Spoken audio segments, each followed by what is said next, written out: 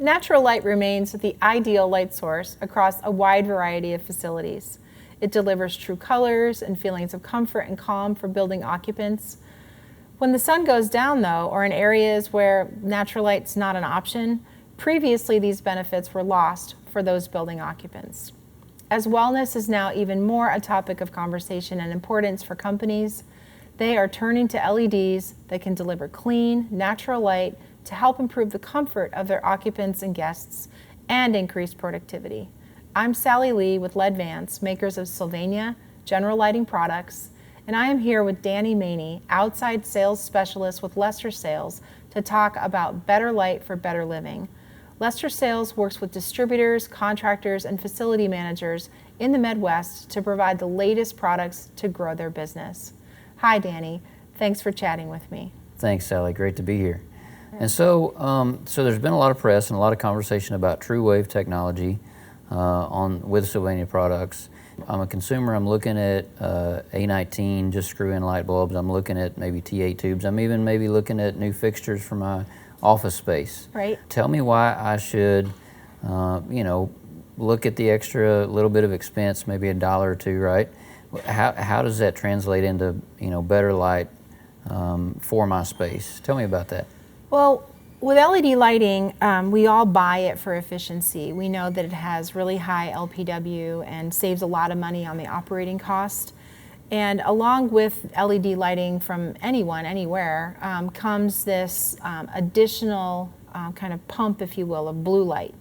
So if you take the fact that that's just part of the thumbprint or the makeup of regular LED, and then you take a step aside and say, well, in the world of wellness lighting and circadian supportive lighting, what's really the secret sauce there? Like, how can we have some of that so people can fall asleep faster, feel more rested, be more productive? It gets a little bit smushy in there, but what researchers have absolutely very clearly identified is that we need to cut off unnecessary blue light. So we could do that by filtering, which we don't. Sylvania has a new technology, TruWave, and they re-engineered actually at the chip level. So they're redistributing that energy and they're pushing it farther out in the spectrum. So you do see better color, and they are a high color rendering product. But the real magic is that they get rid of this unnecessary blue light, so they're not adding to the just gross amount of blue light that we're getting from electronic devices, phones, computer screens. And there's a ton of consumer devices like blue blocker glasses or use the night mode on your phone. So we're getting messages as consumers to try to avoid blue light, but the reality is kind of in the DNA of TruWave is we have some blue light. You need it for the light to look natural, but you don't want to have more than what you would get like if daylight was your benchmark. So we have less intense blue light. So for instance, I've heard some folks talk about having issues at night watching TV. It seems to keep them up later. Is that all kind of the same perspective that we're talking about with TruWave? Yeah, it's kind of, it's a physiological response that we have to the available light in the space that we accumulate throughout the day. And it's kind of like if you drink a cup of coffee, the caffeine stays with you for a while. So the light exposure, it stays with you for a while. So if you're just powering everything down at 10:30 at night and expect to fall fast asleep when you've been basically drinking out of a fire hose with blue light, it's what's pushing your ability to fall asleep out farther and farther. Sure. So how can we convey that message, let's say in maybe the healthcare industry, assisted living, those type places where, folks need better sleep, they need better recovery. Right. How does that all play in a part there? Well, the beauty of the TruWave technology is it's really just a specification choice. So you can buy normal LED lighting, or many of the products that we have available we also offer as TruWave technology. So if you knew that you had, and I love the example of an assisted living facility because I can just picture hallways with fluorescent lights that are on all night, and they need to be for safety reasons. So just deciding that you want to have the light with the less intense blue, you're not disrupting someone's sleep-wake cycle with that. And I think that shift workers in general, like when we try to talk about, I don't know very many logistics operations that would want to purchase or invest in like a high color rendering system, although they may tour some customers through a factory. But I think the point is that if you are a shift worker, it's just such a challenge. Anyone who's experienced jet lag knows. So if you go 4 or 5 days on a shift and then you're home for 2 days trying to get some sleep or something, but the idea that physiologically you're giving yourself something that's known to cause harm, it's just let's stay away from that. So it's not the only part of the equation for a well building standard type lighting, for circadian supportive lighting, but certainly it is known to steer clear of that for physiological.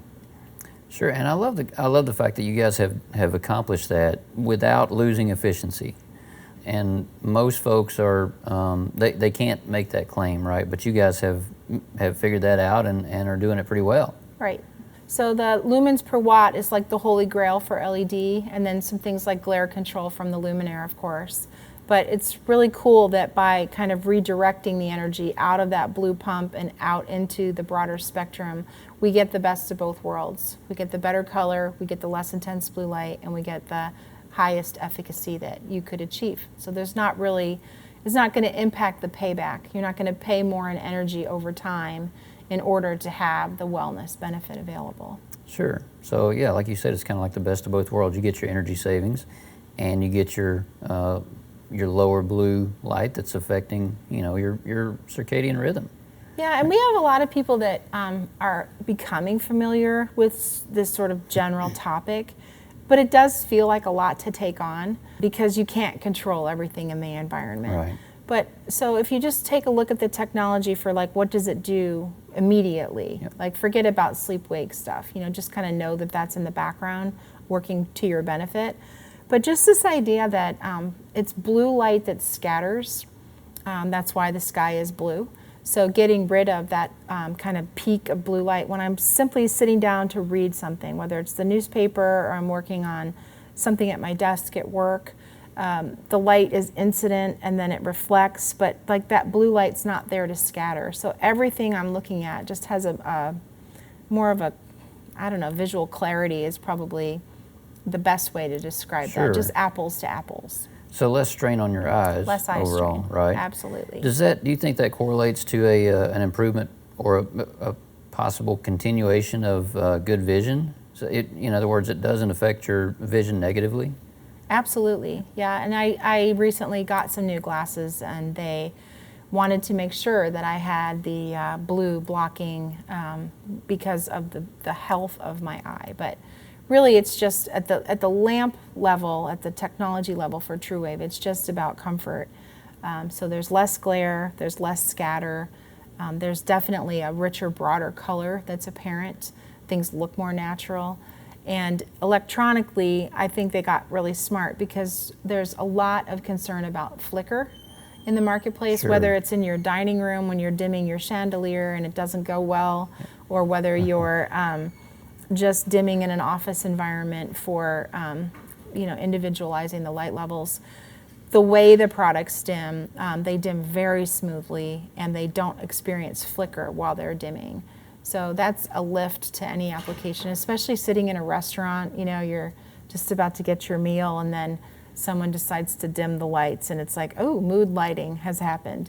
It's just a much smoother transition. So, and I think the last application where I would love to see this used more, we travel a lot for work, so I would love to check into a hotel and I would love to see some messaging that they are using lighting that they know is going to support my sleep-wake cycle, that I'm staying there in order to get rest. And as abbreviated as that may be while we're on the road, it's just a really nice, it would be great to see some messaging like that. Sure. No, that's a great point. I appreciate you bringing that up. How many people in 20 years have asked you about full spectrum lighting for classroom applications?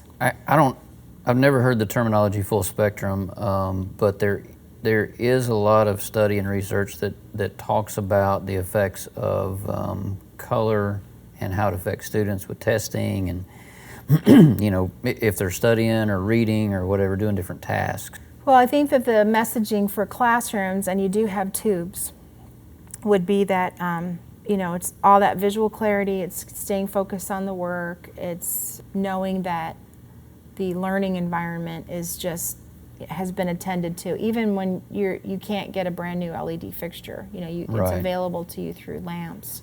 So it's very approachable. And this idea, I've been to many a school board meeting over the years, and they're wanting to make sure that they are offering, you know, the highest level of learning across the board. And sometimes lighting enters that equation, and Sure. usually when it does, it's about full spectrum lighting, which is a very nebulous term. It's a marketing term, but the idea is that they want to have a really good visual acuity, a really good visual experience for the students to aid in the focus and the learning environment. Sure. And then on top of it, they want less flicker, because you do have special needs populations. About Right. 3% of the population is sensitive to flicker.